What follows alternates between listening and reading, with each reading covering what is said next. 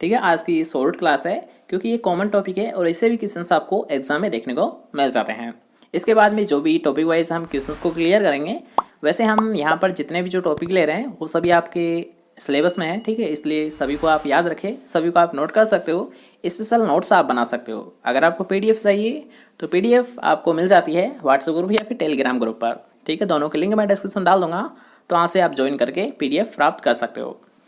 तो आज का हमारा जो फर्स्ट क्वेश्चन है कि राजस्थान की गांधी के नाम से किसे जाना जाता है, तो याद रखिएगा राजस्थान की गांधी बोला जाता है गोकुलभाई भट्ट को, जो कि कहाँ के निवासी है, सिरोही के निवासी है।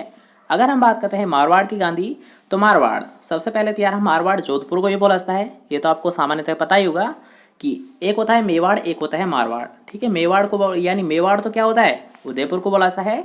और अगर हम बात करते हैं मारवाड़, तो मारवाड़ किसे बोला जाता है, जोधपुर को बोला जाता है। ठीक है, तो इतना तो आपको याद रखेगा कि मारवाड़ की गांधी किसे बोला जाता है, जयनारायण व्यास को बोला जाता है। और अगर आपसे पूछता है मेवाड़ की गांधी, तो मेवाड़ की गांधी किसे बोला जाता है, माणिक्यलाल वर्मा को बोला जाता है, जो कि उदयपुर के निवासी थे। ठीक है, तो अब यहाँ पर आपको ये तो याद करने की जरूरत है ही नहीं कि जयनारायण व्यास कहाँ के थे।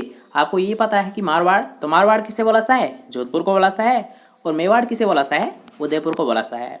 ठीक है, इसलिए आपको याद हो जाएगा, कोई दिक्कत नहीं है। नेक्स्ट क्वेश्चन की हम बात करेंगे कि वागड़ की गांधी किसे बोला जाता है, तो याद रखिएगा वागड़ क्षेत्र।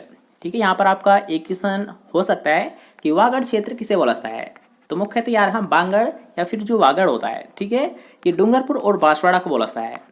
डूंगरपुर और जो बांसवाड़ा क्षेत्र है, इसी को याद रखिएगा वागड़ का क्षेत्र बोला जाता है।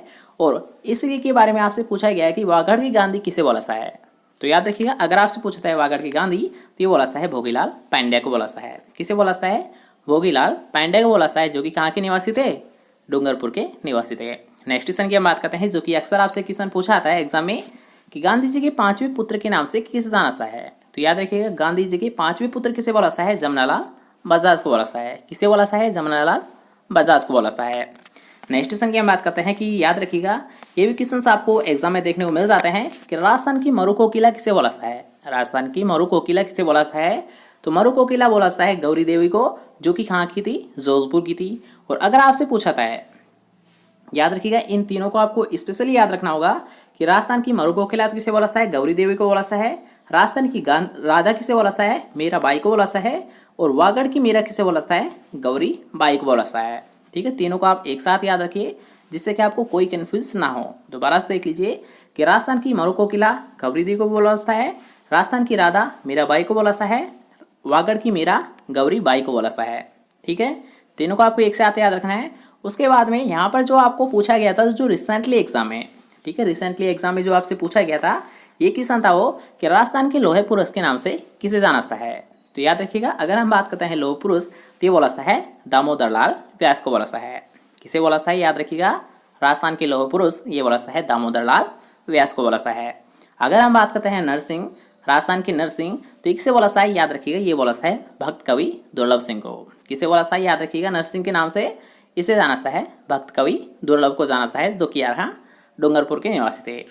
अब हम बात करते हैं, याद रखिएगा यहाँ पर जिनको भी हाईलाइट किया गया है, जैसे कि मान लीजिए लोहे पुरुष, तो ये भी क्वेश्चन आपसे पूछा गया था।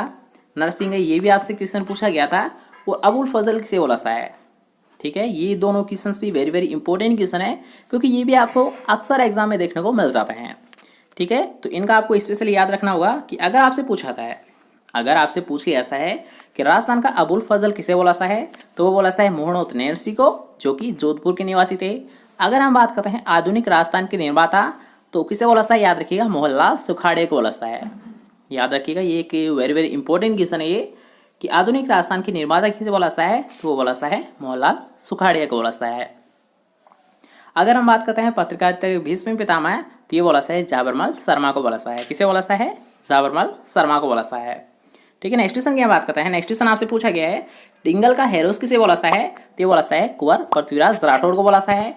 अब यहाँ पर याद रखिए कि ये दोनों क्वेश्चन आपके लिए वेरी वेरी इंपॉर्टेंट क्वेश्चन है। आपको याद रखिएगा कई बार ये एग्जाम में देखने को मिला है कि पाथल के नाम से किसे जाना जाता है, तो याद रखिएगा पाथल बोला जाता है महाराणा प्रताप को। ठीक है, याद रखिएगा पाथल बोला जाता है महाराणा प्रताप को। और अगर आपसे पूछता है पीथल, तो पीथल किसे बोला जाता है, कुंवर पृथ्वीराज राठौड़ को बोला जाता है। ठीक है, दोनों को आपको एक साथ याद रखना होगा कि पाथल तो बोला जाता है महाराणा प्रताप को, और पीथल किसे बोला जाता है, कुंवर पृथ्वीराज राठौड़ को बोला जाता है। ठीक है, याद रहेगा। अब हम जानते हैं कि याद रखिए घोड़े वाला बाबा किसे बोला जाता है।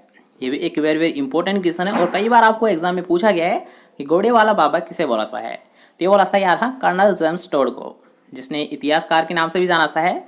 ठीक है, आपने पढ़ा होगा इसे, घोड़े वाले बाबा जिन्होंने इतिहास, ठीक है, राजस्थान के इतिहास के बारे में सबसे ज़्यादा इन्होंने ही वर्णन किया है, जेम्स टोड ने ही।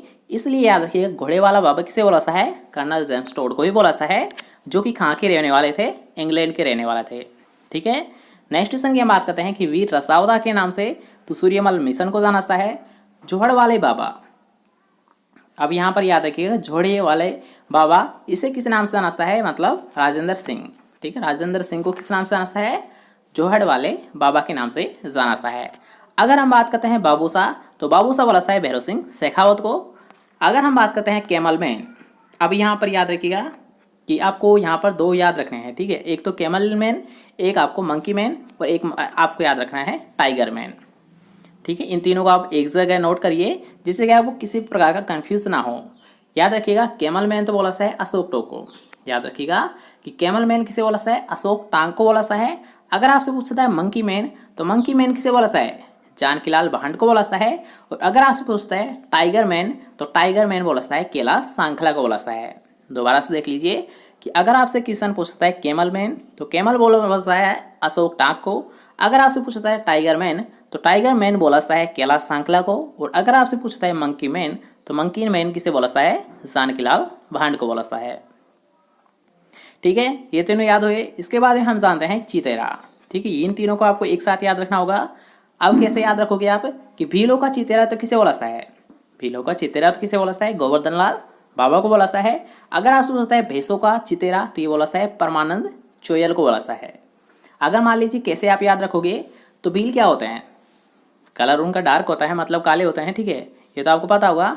तो गोवर्धन से आपको याद रखना है गोबर, तो गोबर क्या होता है, ब्लैक होता है। चाहे आपको ये अपने अकॉर्डिंग याद कर सकते हो। ठीक है, ये खुद के माइंड पे आपको यानी कुछ भी आप ट्रिक बना लिया करो जिससे भी आपको याद हो जाए ना, वो याद रखना। ठीक है, राजस्थान जी को जितना आप सिंपल में पढ़ोगे ना, एक बात हमेशा ध्यान रखना कि राजस्थान जी की चाहे आप कैसे भी शॉर्ट ट्रिक बनाइए, अपने माइंड के अकॉर्डिंग बनाइए, चाहे वो कैसे भी हो, चाहे वो गलत हो या फिर सलत हो, बस आपके माइंड में सेट हो जानी चाहिए वो चीज़। क्योंकि आप अगर रटोगे ना राजस्थान जी को, तो भाई आपके क्वेश्चन गलत होंगे। लेकिन अगर आप किसी भी बात को समझ के उसे याद करोगे, जैसे कि मान लीजिए आपने कोई भी शॉर्ट ट्रिक बना ली, मैं ये नहीं कह रहा कि आप बिल्कुल सही से बनाइए, आप कैसे भी बना सकते हो ना, अपने माइंड के अकॉर्डिंग कर लीजिए उसे सेट कि आपको आसानी से याद हो जाए बस। और से क्या मतलब,